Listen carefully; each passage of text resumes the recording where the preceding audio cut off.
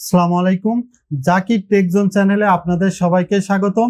অনেকে একটি প্রশ্ন করে থাকেন যে কখন নতুন ভোটার হওয়া যায়, নতুন ভোটারের আবেদন কিভাবে করতে হয় এবং নতুন ভোটার হতে কি কি ডকুমেন্টের প্রয়োজন হয়।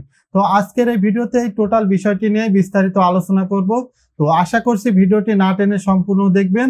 তো মূল ভিডিও যাওয়ার আগে ভিডিওতে অবশ্যই একটি লাইক করে যাবেন এবং যারা এখনো চ্যানেলটি সাবস্ক্রাইব করেননি তারা অবশ্যই চ্যানেলটি সাবস্ক্রাইব করে সাপোর্ট দিবেন। সর্বপ্রথমে আসি যে নতুন ভোটার কখন হওয়া যায়।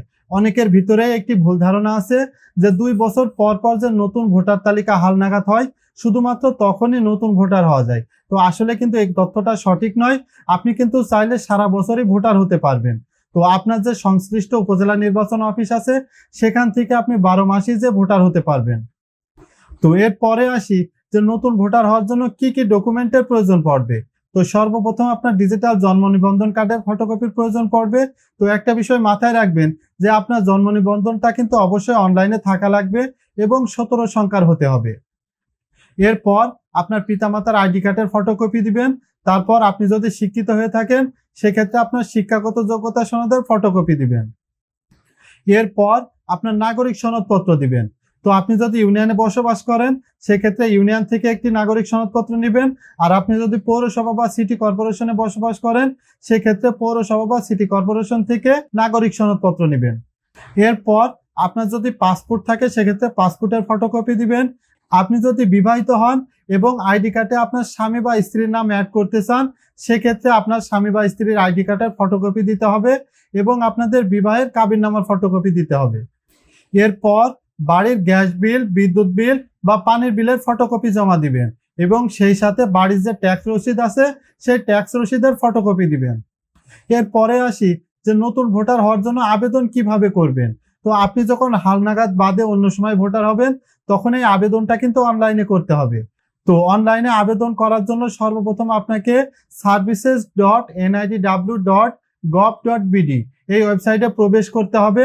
তো এই ওয়েবসাইটে যাওয়ার পর দেখবেন ওখানে একটা অপশন আছে যে নতুন ভোটারের আবেদন, সেখান থেকে আপনি নতুন ভোটারের আবেদন করতে পারবেন। তো কিভাবে নতুন ভোটারের আবেদন করবেন এই রিলেটেড আমার ইউটিউব চ্যানেলে একটি ভিডিও আছে যেখানে আমি A to Z দেখিয়েছি যে কিভাবে নতুন ভোটারের আবেদন করবেন। তো চাইলে সেই ভিডিওটা দেখে আসতে পারেন। আপনার আবেদনটি কমপ্লিট হওয়ার পর তারপর সেই ফাইলটি ডাউনলোড করবেন। ডাউনলোড করার পর যে কোনো একটা কম্পিউটারের দোকান থেকে সেটা প্রিন্ট করে নেবেন। তো প্রিন্ট করার পর আপনার এই ফর্মটির সাথে যে ডকুমেন্টগুলোর কথা বললাম সেই ডকুমেন্ট দিয়ে একটা ফাইল বানাবেন। ফাইল বানানোর পর আপনার যে সংশ্লিষ্ট উপজেলা নির্বাচন অফিস আছে সেখানে যে ফাইলটি জমা দিবেন। তো অফিসে যদি কাজের চাপ কম থাকে তাহলে দিনের দিনে আপনার ছবি তুলে নেবে এবং বায়োমেট্রিক নিয়ে নেবে।